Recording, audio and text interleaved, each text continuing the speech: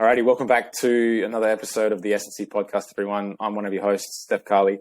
We got Matty Scar, and we also have a new and exciting guest today. Andrés, how you doing, brother? Good. Thanks for having me on. You're welcome, man. Let's do a little introduction to yourself. Tell us a little bit about yourself. Where are you at the moment in the world? Because Matty and I know you've been traveling the world like a bit of a nomad, which is awesome. But give us a little bit of background about yourself. Yeah, so I'm from Arizona. Lived there since I was 9, high school, community college, university. And then, I guess sports-wise, I did cross-country and track for 2 years, or not 2 years, 4 years. 2 years in high school, 2 years in community college, and then finished up university in 2020 and was just working a bunch of random jobs, construction, baker, pizza guy, construction, and started traveling the world in late July to Miami, then Paris, a bunch of small towns in France, then Berlin, Prague, and now split. So now I'm in Croatia. I've been here for about a month and a half and planning on staying here for quite some time, applying for residency for a year, and then that'll give me freedom to kind of go all over Europe with no restrictions. And that's kind of where I'm at now. And I do video editing currently. That's what I'm doing. Just on the side. Yeah. So how did you land on Croatia?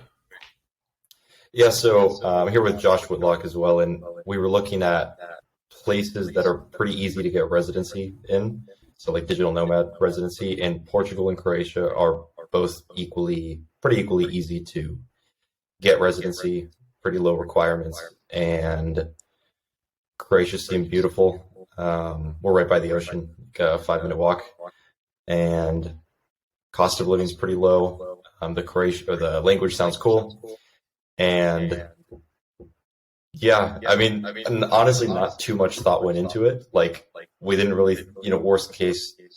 There's not really a worst case that's bad with going to Croatia. It seemed like it looks like we'll have a good time, and it's just kind of a home base for working remotely, and we've got a gym in the ocean. Can't really ask for much more. So it sounds like your Croatian's actually been picking up as well. Kako si?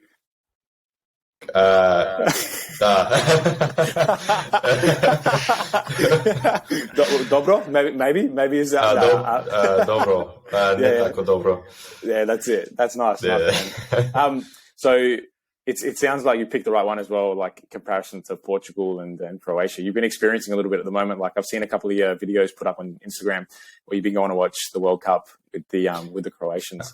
Like tell us about Croatian people, because I have a little bit of like playing football for a Croatian team and then also a Serbian team. Not saying that they're the same, but like they're from the eastern part of Europe. But give us a little bit of background about like the culture, the people. How have you found everything so far? Yeah, so I think most Americans and maybe beyond America kind of have this view of Eastern Europe as being like dangerous and cold, both like weather cold, but also like the people are very cold, and just kind of a not jolly place. But the reality is the complete opposite.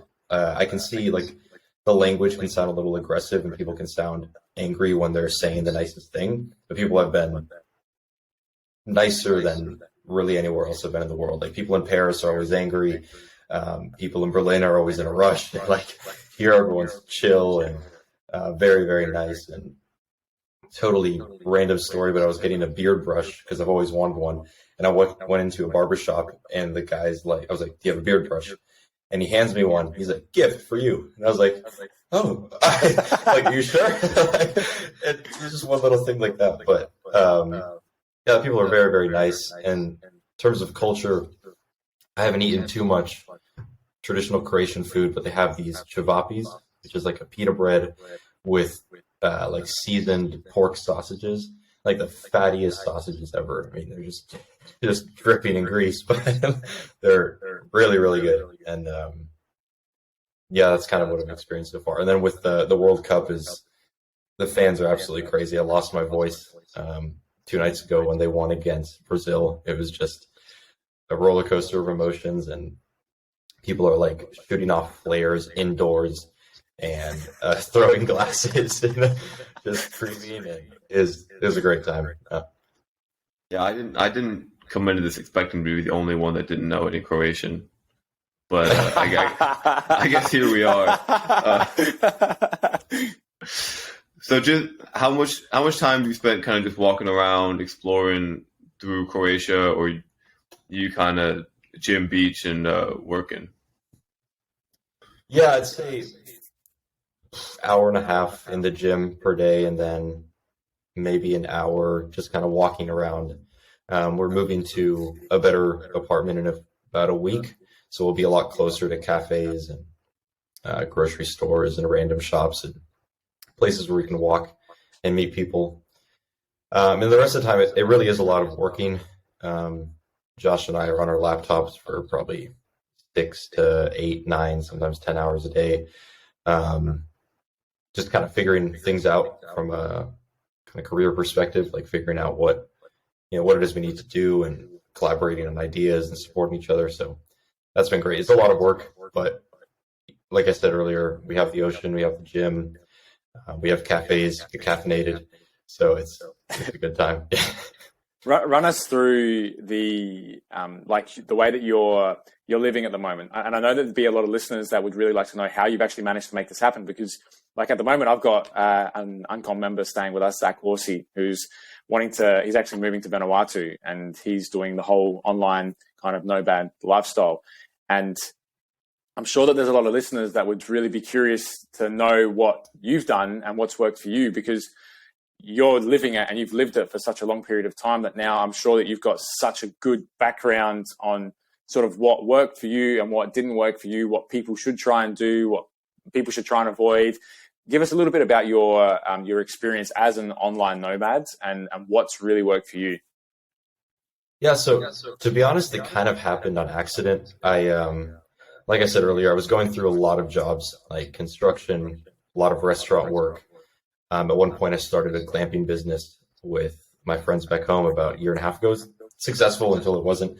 And then, so a lot of ups and downs. And the video editing kind of was what the step in the direction of like location freedom.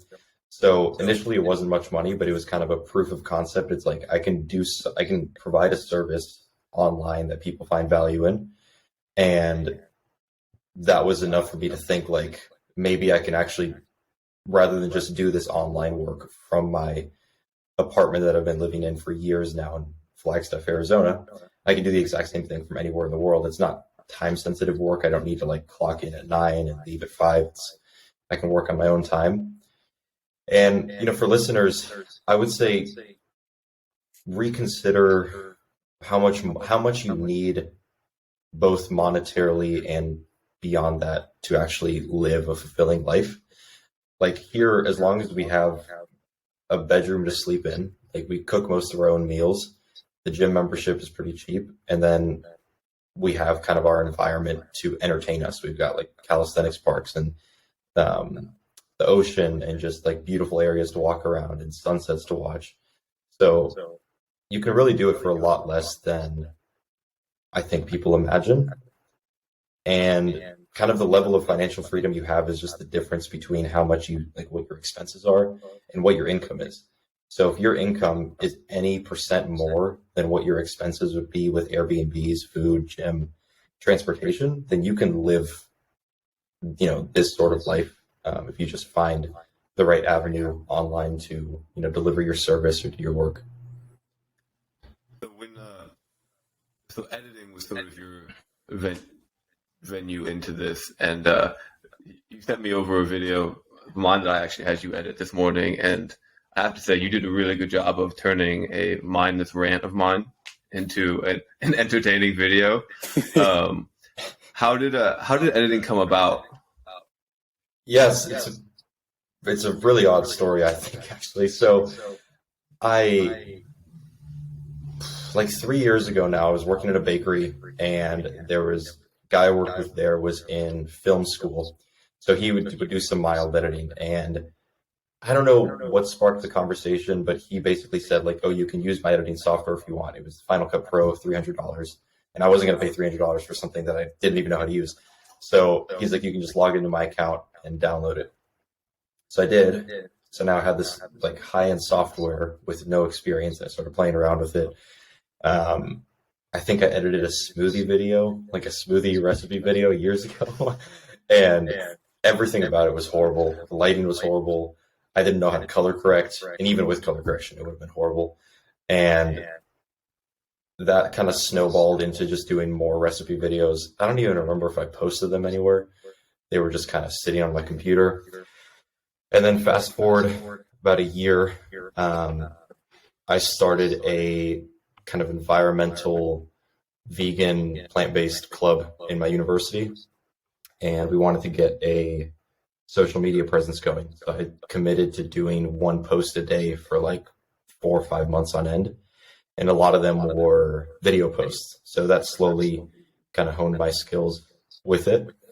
Basically just learning how to quickly crop videos down, add captions, add basic transitions, nothing crazy. And then once I started getting more into working out and fitness and posting those videos, same idea. I'm posting my own videos, learning more.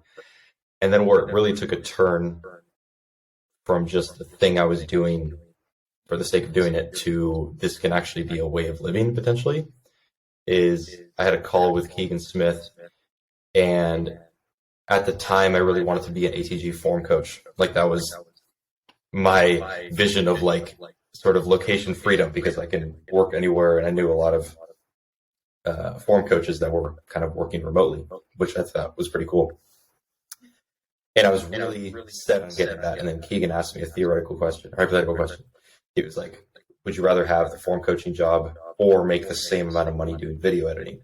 And I said video editing, and he was surprised. He was like, he fully thought I was going to say form coaching. And he put me in contact with Freak Athlete Essentials, and their social media at the time was absolute garbage. And Benji, the founder, knows it. Like, there was like 4 or 5 pictures up in one video, like the grainiest video ever. Benji's head was like cut off at the nose. Like it was just horrible. And I was so excited for the potential of making money, doing something that I was already doing. So I immediately downloaded Benji's video, recropped it, put music on it, added better captions, and sent it to him. And I was like, I'd never met him before, talked to him. I was like, what do you think? And he's like, good job. And then a couple weeks later, it turned into, an actual job. And then that was the beginning of video editing. But it's just weird how it went from recipe stuff to workout stuff. But yeah. Well, I was just about to say, it's pretty amazing to hear of like your transformation throughout, from where you were and where you started to what you're doing now, because I know that you do a lot of work with a lot of like ATG coaches in particular, but I also see a lot of the other stuff with a lot of other people on Instagram.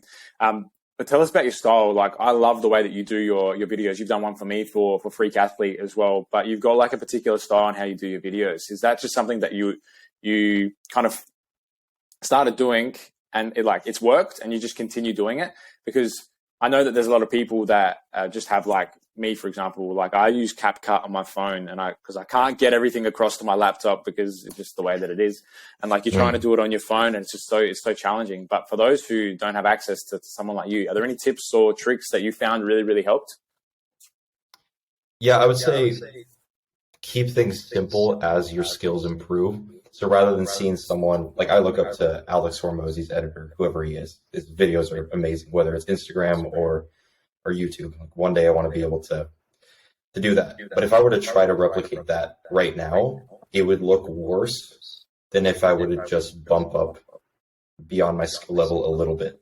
So I would say whether it's CapCut or a different software, is keep it as simple as possible. So maybe just add a filter to the footage and just do basic captions. Don't try to do like expanding captions and collapsing things and like emojis that pop in from the side. Master the very basics of just captioning, and then slowly build up from there. You can do maybe sound effects, you can do memes or pictures on screen. But if you try to just go all in with every transition, every effect, every image, every text feature from day one, it's going to frustrate you more than it is going to, add to your skills, I think. Listen, Steph, I'm not going to stand for any CapCut disrespect here because that's still what I use when I edit my videos. So I don't want to hear it. But it's my big fingers, man. I can't work the phone. It's just like it doesn't. it does. Sometimes I have to throw it over to the iPad to edit it. But anyway, yeah, that's one thing I've seen as because we've worked together for a while. I had you do some stuff for me a while back. When I say a while, I mean a couple months. But even in that time, I've seen your style change. Maybe not the style change, but your execution of it change. And I've seen you grab ideas from different places. Like even you edited one of my videos twice, and the one that you sent over, and it was like I could see a progression from where it was a week ago to where it came over today. And I definitely can see that Alex Hormozi sort of. I don't know. It's hard to pinpoint exactly what it is, but there is a style that I think Caleb is his editor's name. He's been on a couple podcasts. Really interesting dude. Works for Gary Vee too. But I see those things get pulled in. Is there where else do you kind of draw inspiration from, and where do you go to learn about getting better at editing? Yeah, I'd say YouTube is by far the best resource. The one problem with YouTube is, as much as there are amazing videos on YouTube, there's crap videos as well. So you really have to sort of sift through it to find what's actually going to teach you something versus just sell you a course or whatever. That I think is the best teacher. In terms of inspiration, I think if you just watch the creators that you already enjoy in whatever the topic is, like I like Hormozi and I like Gary Vee and other guys like that. So if you just absorb whatever niche you're in, baking, cars, fitness, business, whatever, you find the best performers in there, the best content creators with the biggest engagement, the best videos and the everything, and study them and just absorb their content. And it'll slowly rub off on you where you're going to start replicating or even taking inspiration from their style and giving it your own twist without even thinking about it. But if you don't absorb styles from others that you admire and you just stay with what you know, it's going to take a lot longer for you to find your own style, and it's going to be longer for you to, just level up the editing game. You were talking a little earlier on the podcast about some vegan videos that you were doing, and for those who remember at the start of the podcast, Andrés was talking about these really nice kebabs, and I've had them before, and I know that the kebabs they are brilliant. Give us a little bit of insight into your transformation from veganism to where you are now, because I know that and we've had this conversation before, and I know that the kind of aha moments that you had, but I'm really interested to know, and I'm sure a lot of the listeners are as well, because it's not like you kind of did go from one extreme to the next, but it wasn't like that you hated one thing and then hated another thing. Like you got some insights to it. So I'm curious to know a little bit more about that. Yeah. So if anyone's curious about my vegan side, you can still find the Instagram page. It's still kind of active. It's a Green Collective Community on Instagram. Oh God. Yeah, I've got videos on there. That's exactly where I'm going straight after this. But so I was vegan for 5.5 years, and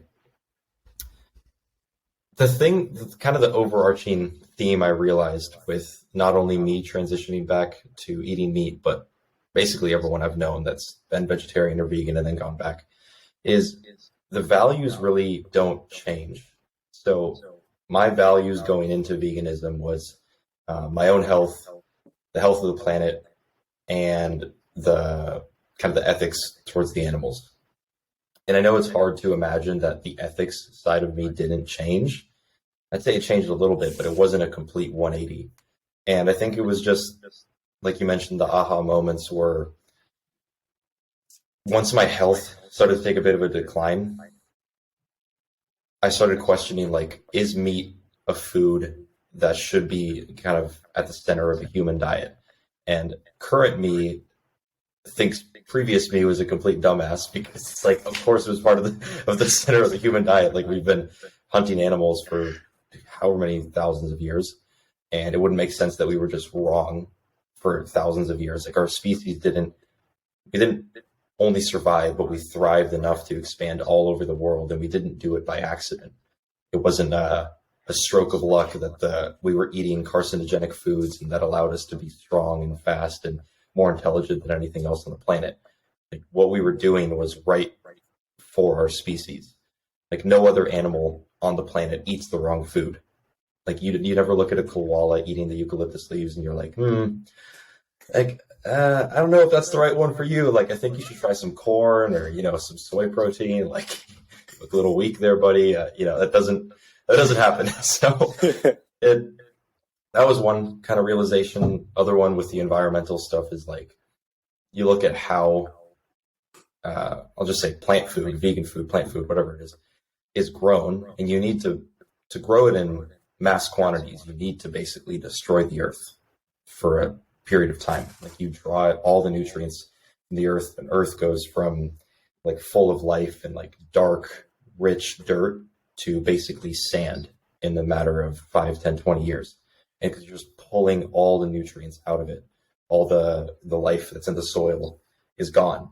Versus if you have a more regenerative structure of farming where you're growing grass or other plant material with chickens and cows and pigs like pooing and peeing all over the place. It's like just a regenerative cycle of grass growing back stronger, the animals enjoying that grass and giving nutrients back to the earth to grow back stronger. You can't really have that in a plant-centered food system. So that was another aha moment. And then eating steak again was a bit of an aha moment. Like I woke up feeling just like my brain was rebooted, genuinely. It was as if my brain had been on a slow decline, almost like a slowing down computer. Like things are still working, but things aren't firing correctly, to waking up and feeling and thinking this sort of clarity that everything's quiet in the brain. I can like think thoughts without disturbance. And that kind of sealed the deal for me. It's like, if animal foods are what we should be eating, then everything else kind of goes out the window.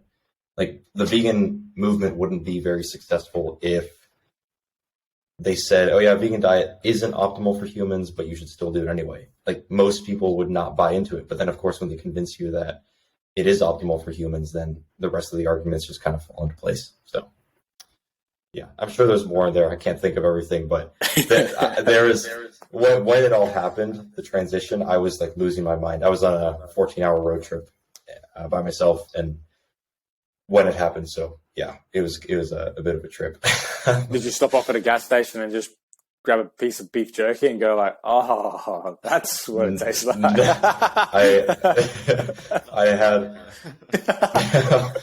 I had one of those Fairlife chocolate milk protein shakes, like the 42-gram ones.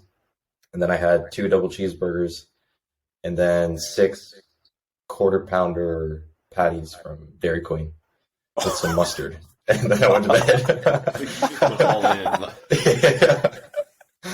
I couldn't believe it. I was talking to Max Hernandez with audio messages back and forth, just basically ranting to him like everything I was feeling, and he would just message back like, "Hang in there, man!" Like, just let it run its course. Yeah, so it was a great time. So are you solely animal products right now, or do you throw in some fruits, veggies, carbs? Yeah, I do fruits. Currently, a lot of bananas and berries. I'd say most of my diet is beef, milk, eggs, cheese, butter, and that's about it. I'd say 15% is fruit. I do like pastries, and that's about it. Yeah. Fruit, pastries, and animal products. Yeah. Yeah. Who doesn't? Who doesn't like a nice croissant? What's a Croatian sweet? What do they got there? They've got the like donut balls, basically. Oh, the krofne? Yeah. They covered in powdered sugar and chocolate sauce. Yeah. And they're so cheap. Like Josh got a cup of them, like about this big, like probably 30 of them in there.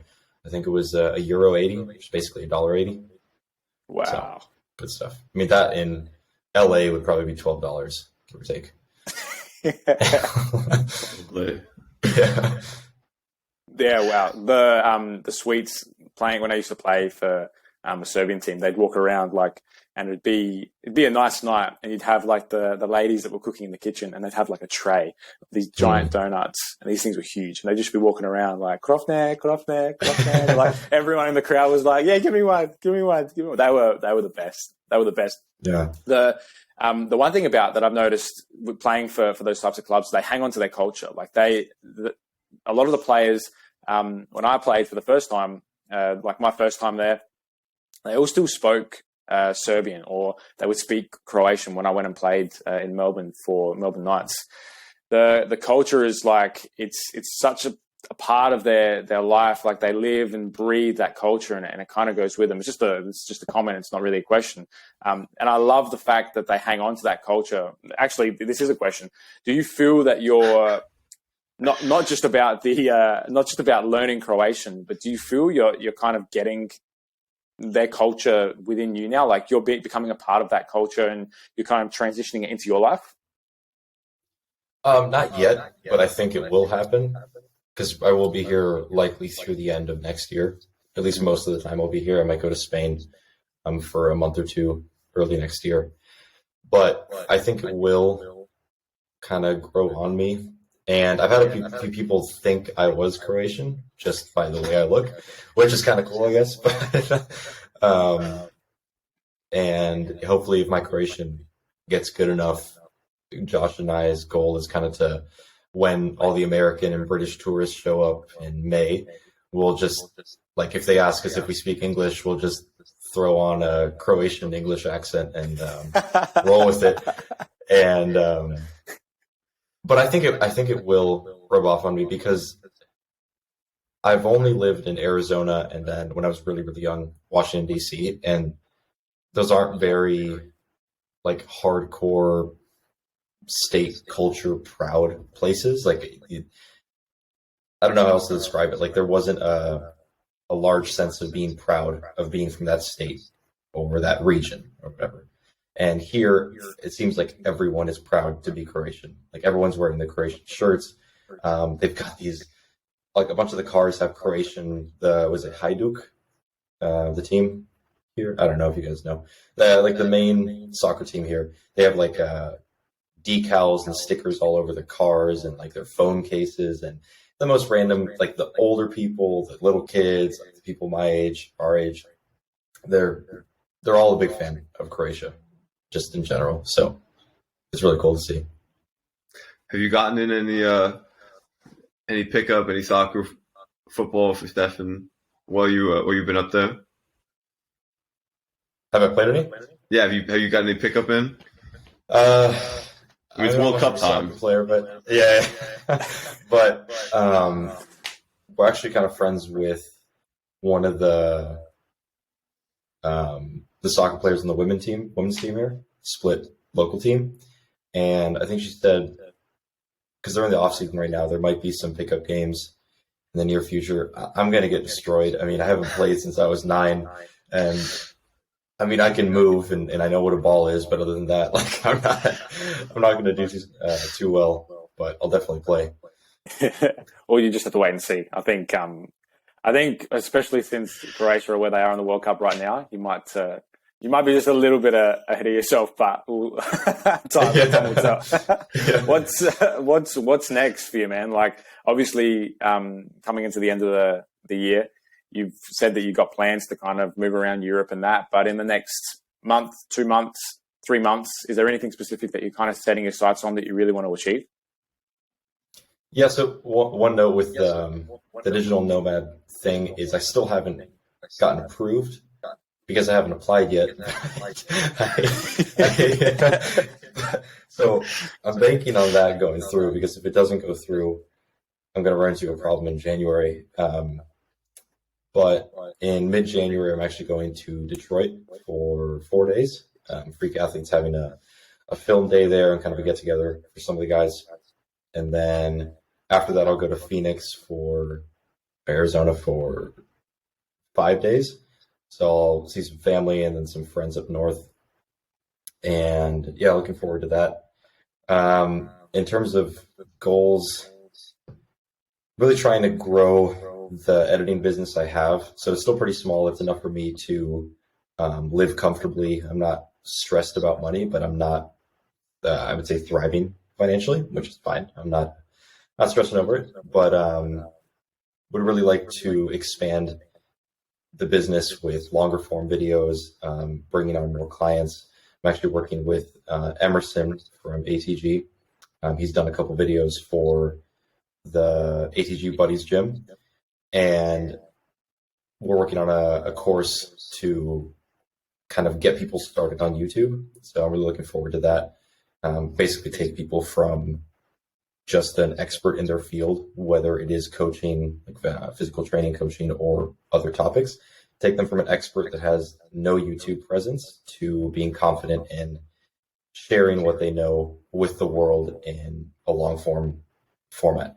So looking forward to that. And then in terms of traveling, I think in March or April, I'm going to go to Spain, the northern coast of Spain, to learn some surfing. Maybe a month or two there, just because I can't, if I go for a week, I'm not going to learn anything. But if I give myself a month or two, I think I can pick it up a little bit. And yeah, I mean, the one thing I've noticed while traveling is things are always changing. Like the ups and downs are almost amplified, which is good and bad. Like every day feels like you don't really know what's going to happen, whether it's with work or walking around or the gym. It's everything feels new and time goes very slow. Sometimes I look back on something and like, oh yeah, like didn't we do that yesterday? Like that was this morning. And I was like, wait. So the perception of time is a bit off, which is a blessing and a curse at the same time. And yeah, that's all I've got with So let's hit on let's talk about this course a little bit. So it's something that I've dabbled in as well in a shorter form sense, running a course on it. How and this is the biggest problem that I've run into. How do you get people to post enough to grow? Because it's pretty clear when you look at the algorithm, like the best people post the most, and the best of the best post the most of the best content. The people that want to grow that aren't growing are posting like once a week or less than that. How do you tackle that issue? With YouTube or short form or both in general? Just social media in general. It's probably about the same amount of time in general. It's just because you have to post less on YouTube, but it takes longer to make one video. So yeah. It's a good question. I think one big thing is staying true to yourself. So I think if you admire some creator and you're like, oh, they're doing, I don't know, one-arm chin-ups and a bunch of hyper-specific things to what their field is. And you're like, I want to be like them, so I'm going to do what they're doing. Like mimicking, I think is great to a point because it'll get you kind of confident in the style that you're doing. But if you stay true to what you know and what you enjoy, it'll be a lot easier to create content at scale rather than doing what you think is going to be popular. So I'm working with a guy right now that wants to become sort of the program coach. So put out content regarding programs. Like he'd review his thoughts on push-pull legs, his thoughts on upper body, lower body alternating, his thoughts on like periodization and all these things. And that's what he's really, really passionate about. And just talking to him, he already could crank out like 30 video ideas in the matter of 10 minutes. So you can immediately tell that he is hyper passionate about that topic. So obviously executing on that passion is a different story. But if you can come up with that many video ideas in such a short amount of time, you're going to be more likely to make content on that topic versus someone who's just like, oh, I like basketball. And then you ask them more about it and they're like, what do you like about it?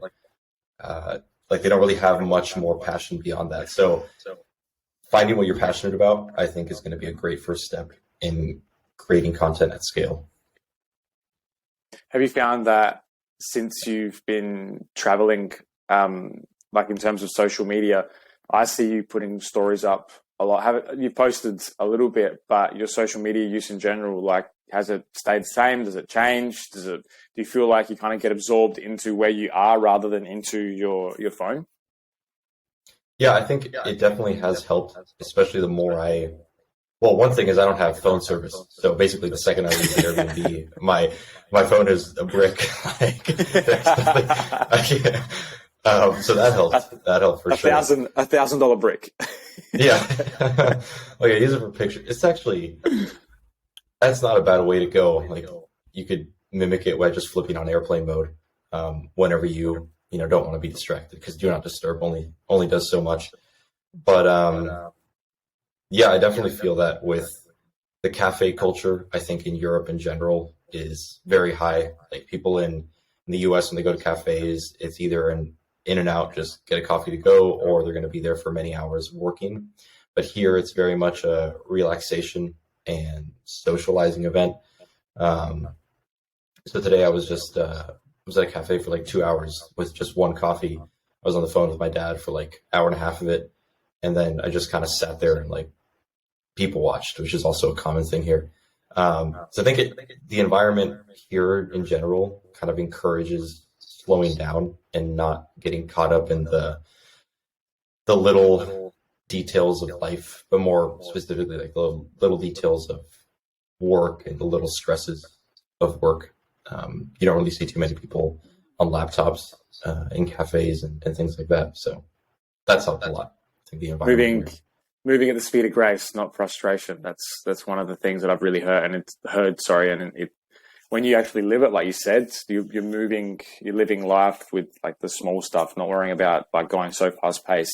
You can sort of talk about moving at the speed of grace, not frustration. But until you actually live it and understand it, it's a completely different concept, because it's almost like you're living just to do the little things, and eventually you'll get to a month or two down the track, and it's like, wow, that little small thing has turned into this massive monster, and that's all that it takes. But I think it's very easy to get sidetracked in that way, isn't it? Yeah, and I think the environment you put yourself in, or the environment you just are in by nature currently, is gonna help or hurt you a lot in that. So of course people can get out of whether it's a social media addiction or just stress with work or family. You can put in the work to get out of it on your own. But if you choose to put yourself in an environment that's going to make that easier, obviously it's going to make that easier. It's, the same thing for many addictions or weight loss or kind of drive and motivation to do your sport, to lift weights, whatever it is. If you put yourself in that environment, it's going to help a lot. And that's what I've experienced here, especially also being with Josh. Part of my travels, say like 2/3 of my travels have been on my own, and then 1/3 with other people. And that has also made a big difference in kind of having that friend there to, whether it's keep you accountable or just kind of have any sort of other human presence there. Sounds kind of lonely, but sometimes traveling is lonely. Like, you just sit there eating your bowl of ground beef at 9 p.m. by yourself, and you're just like, this is it. So, yeah, traveling's not all sunshine and rainbows, but it's definitely worth it. Yeah. How would you say that going to, you mentioned you've been in Miami and now I'm blanking, France, Croatia, a bunch of other places. How do you think that's kind of shifted the way you think about things? And that you could like pick something in general, that specific change, or if there's been sort of any, major shifts in the way you think about things? That's a good question. There's probably a lot there, but it's hard to pinpoint a single one. The biggest one, and I talked about this with my brother. My brother's 19. He's in university right now. Is if I could go back, which of course, retrospect always 2020. But if I could go back to when I was 18, 19, 20, I would have definitely taken that money that I used for university and spent it I probably would have spent less, honestly, and spent it traveling and experiencing the world in new perspectives. So university can, do its best to teach you, like, I don't know. To be honest, I don't know what it teaches you, but yeah, like, try to give you new perspectives from different perspectives, different cultures, different languages, whatever it may be. But experiencing it firsthand will always beat, the classroom. I think it's just shifted the way I see self-education. You can, just language learning, for example. I'm going to learn Croatian a lot easier here than I would anywhere else in the world. I'm going to learn, how to do my best to communicate with my hands, like what I don't know what it is, I should say. So I think it's kind of just solidified the idea that experience is the best teacher rather than any other mode of learning. Now I feel more confident. If I ever wanted to learn a very specific thing, I can go to that place and just experience it firsthand. So when I was in Berlin, I was with Franz from ATG, and he's a genius with training and with calisthenics and with mobility.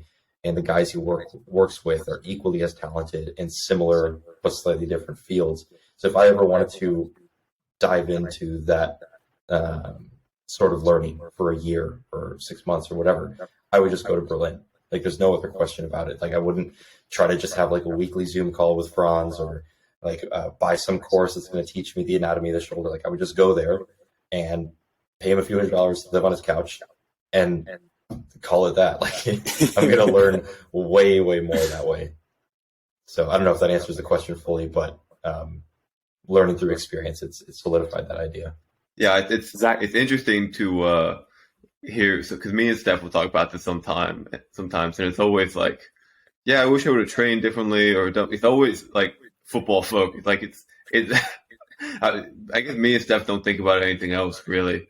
Besides that. So it's like, yeah, I wish I would have trained less. I wish I would have done like ATG movements when I was younger. It's never like, or I guess for me, I get talking for Steph a little bit, but for me, it's never like, yeah, I wish I would have like went out and like learned things in person. Like it's really just like, I wish I would have trained differently, like blinders on for soccer. So it's cool to hear the kind of ideas out of that I, for some reason, just don't come through my head. Go ahead, Andrés. I don't even know. Go ahead.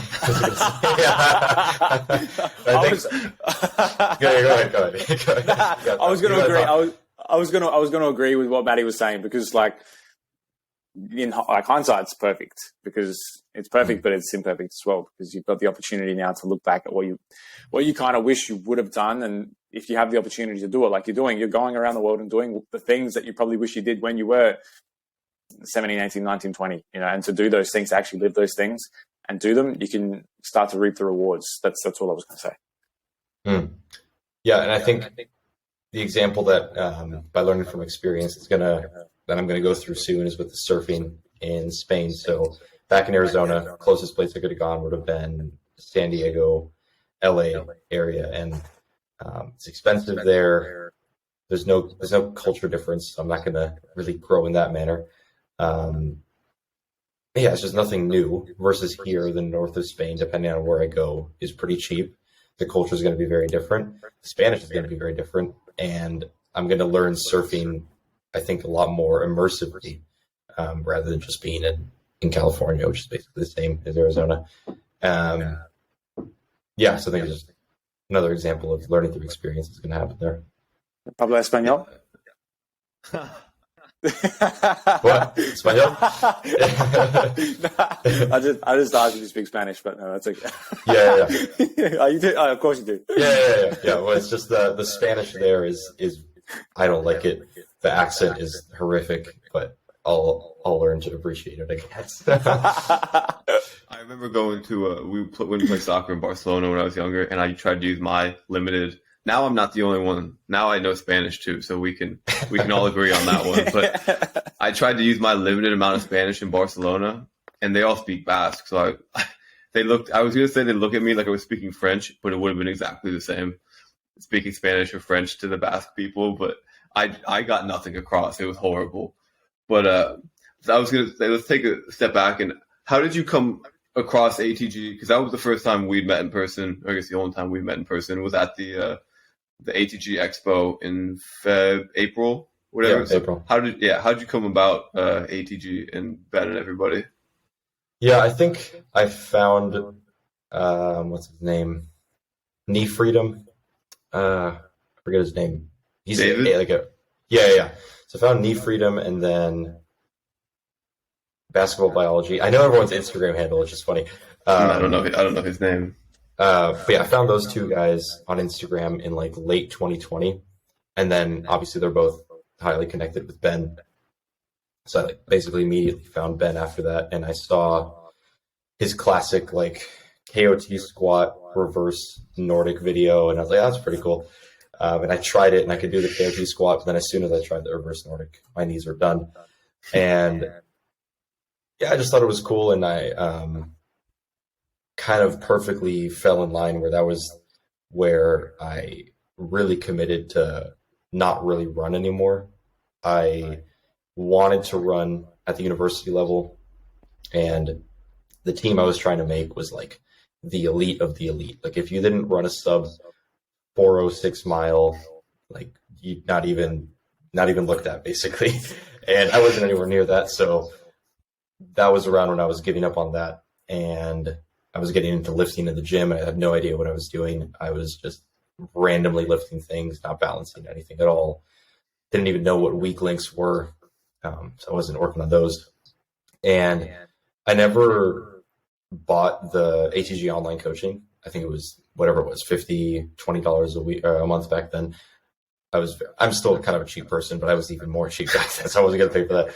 And so I would just learn from the little bits I could get through Instagram and YouTube. And then I saw the ATG for coaches popped up.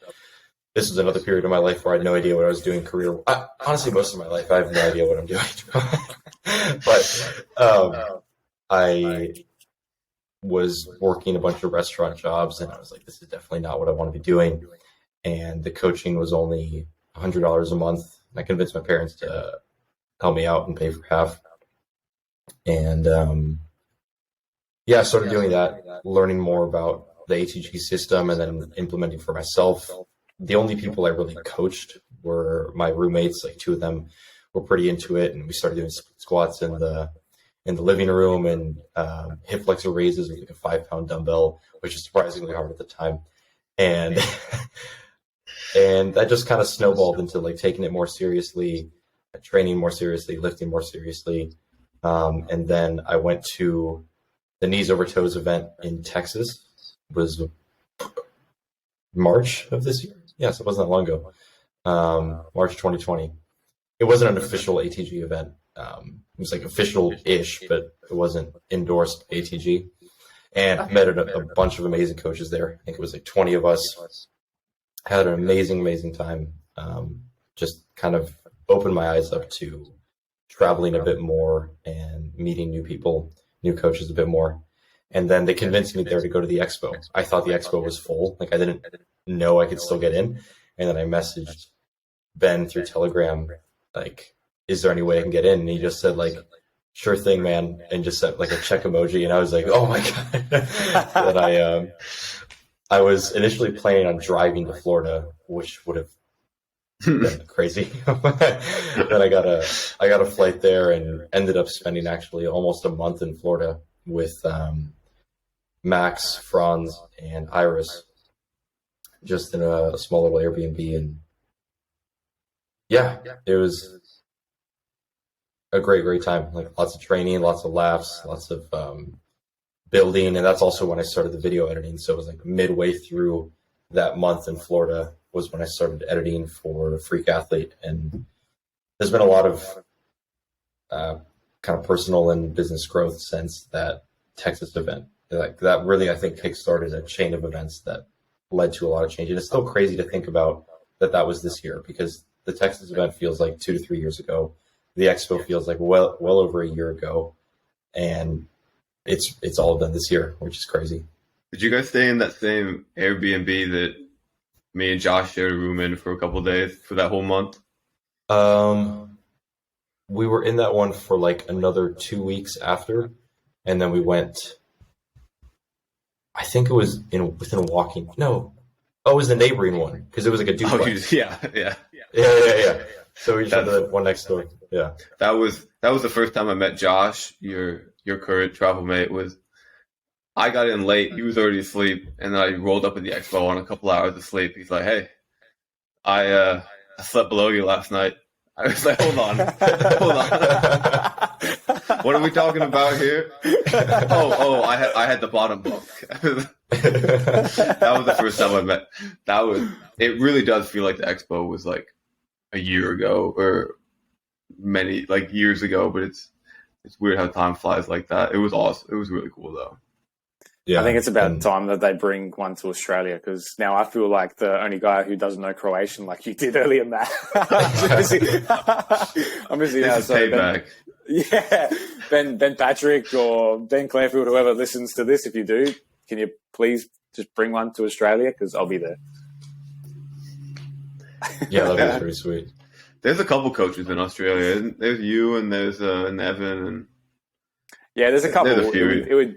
There are a few. I think it's going to take a little bit longer. I reckon next year it's going to pump up a little bit more. And from what I've heard, like they're thinking about bringing one down under. So that would be awesome to be able to get amongst that vibe and that community and that environment. And it's a question I wanted to ask Andrés as well. Like we spoke about before, you went and you stayed with Franz in Berlin, and the villages that Uncom are creating at the moment. Like, so for example, Zach's actually going out to Vanuatu and he's staying there. He's got a one-way ticket. He's staying there for 6, maybe 12 months, and he's going to be working on building the village and creating a space. And I think that's what it's all about too. Like the community that it sounds like was there at that event when you went to Florida and Texas as well. It's like you've got all of these people that are on a similar mind flex and wavelength, and they just want to be able to, propel to their own next level. And when you surround yourself with people like that, it's almost impossible not to grow. And you can see how comparatively when you have people that are in a different state of mind, or they're kind of like, they're at a level that you don't feel like is going to help you improve or grow, you can see how you go down that trend. And I wanted to ask, like, what do you think the importance is of surrounding yourself with those like-minded people? Because for you, like, it showed big time over the last couple of months, especially. Yeah, I really think it's possibly the number one thing you can do to further yourself in whatever direction you're trying to grow. I've made a few YouTube videos, and one that I wanted to make was specifically about the environment that you put yourself in. And the example I can think of with me switching from being vegan to eating meat was, I know a lot of people in ATG, I don't think there's any vegans in ATG, maybe very, very few. And there's a couple. I think and I think there's a reason why there aren't many. And when I joined ATG, I was vegan. But as soon as I started getting deeper into ATG, I knew this is the beginning of the end of me being vegan. I genuinely, I really do remember thinking that, like, all these people here eat meat, and what they're saying about meat makes a lot of sense. If I keep going down this, like, community, I'm going to eat meat one day. And then about a year later, I'm eating meat. So it really, really showed with that. But yeah, like I said, I think it's possibly the number one thing you can do, because when you're on your own, you can have great days, right? Growing in the direction you want to grow. But as soon as you have one bad day and there's no one there to catch you, not even like, help you up. Just if you're in an environment where you're seeing everyone else lift at 6 a.m, you're seeing everyone else eat healthy foods and drink loads of water and spend time in the sun and go for walks, it's very, very hard to not do that as well. When you're on your own, or even worse on your own, you're in an environment that's going to bring you further down from the direction you want to go. As soon as you slip up once, the potential for you to go back to where you want to be, like, continues to decrease. Versus if you're in that environment that's going to take you the direction you want, you slip up once, that's fine, not the end of the world. You're immediately going to get back to where you want to go, very likely immediately. So I think if you're really serious about growing in a certain direction, doing everything in your power to put yourself in that environment, even if it's just online, even if it's like a small group chat with people doing similar things, I'd highly recommend trying that out. Yeah, I still remember there was one day towards the beginning when I joined ATG, there was some group chat with a bunch of coaches, and it was like we were talking about split squats or something, and people started sending in like SpongeBob memes. I was like, this is dangerous because these people are too much like me. Like this could go bad. But so how do you recommend people find like groups like this in person? So I mean, obviously we're all part of ATG, and there's a lot of fantastic people in there. But if you're, not a fitness guy, what kind of route would you take to getting on that path? That's a good question. I mean, social media is one of the most powerful forms of communication these days. So if you're already in a niche, whatever it is, you're likely already following people on Instagram in that niche. And if you're not, then start doing that. And even if you don't want to use social media often, go into it with the intention of, I'm here to form connections with these people. And just DMing people, if their account's massive, then yeah, it might be unlikely they'll reply, but you can still do it. And then just form those little connections. I messaged one guy once about video editing, bigger account, wasn't expecting him to reply, and a couple days later I was editing videos for him. So I was super surprised by that. And yeah, I would just use social media to the max. In terms of finding groups in person, I've never personally done this, but I've heard of people like using Facebook groups. If you're into yoga, let's just go with the example of trying to better yourself physically, like trying to go for walks more, do yoga, start lifting weights. Just joining one little group of a yoga class or whatever, and meeting one person there that's very much in line with your goals as well. Do that a couple times, and likely you'll start forming that group that most people dream of. That group that you can text and say, hey, I'll be at the gym in 10 if you want to join. Like that, those little connections are going to make it so much easier to reach whatever it is you're trying to do. Back when I was in Arizona, I would lift with my roommates basically every day.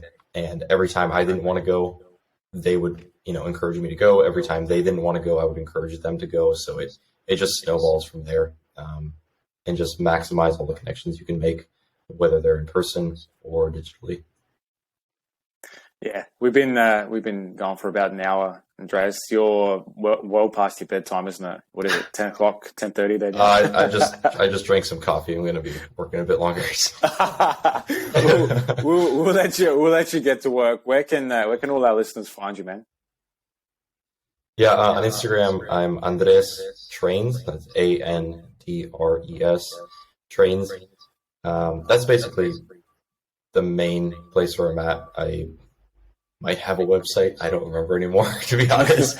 But I set it up a while ago for coaching, and then it's kind of been stagnant since then. And then I also edit for Freak Athlete Equipment is the Instagram. So for any equipment things, you can DM them, and yeah, I'll be there. And podcast as well? Oh yeah, so the Freak Athlete podcast. Yeah. We just started it, so it's still fresh. We have a couple episodes out, and then I filmed an episode earlier today about half marathon, a friend of mine, so that'll be out soon. And yeah, all good stuff there. Freak Athlete podcast on Spotify and all the other ones. Epic. Maddie? You guys got that on Spotify much faster than we got ours on Spotify. Really? It took us a long time. We were on Instagram Live for a long time, and then just YouTube for a long time. But we figured it out now. Yeah, Score Performance, SKAAR Performance, wherever, Instagram, TikTok, YouTube.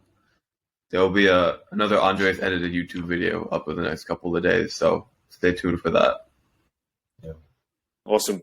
And you can find me at Coach Carly with the 3 eyes on Instagram. And pretty soon, once I start getting my head in the game with these videos, I've had Zach here for the whole weekend, so it's going to be a whole bunch of content which I might need edited. Andreas. So you'll be getting a call pretty soon too, I think. Yeah, just let me know. Easy. All right, everyone. Thanks for joining in and listening. Andreas, thank you so much. Maddie, we'll speak again soon. Stay tuned for the next episode next week. Thanks, guys. All right. Thanks, everybody. Yeah, thanks for having me.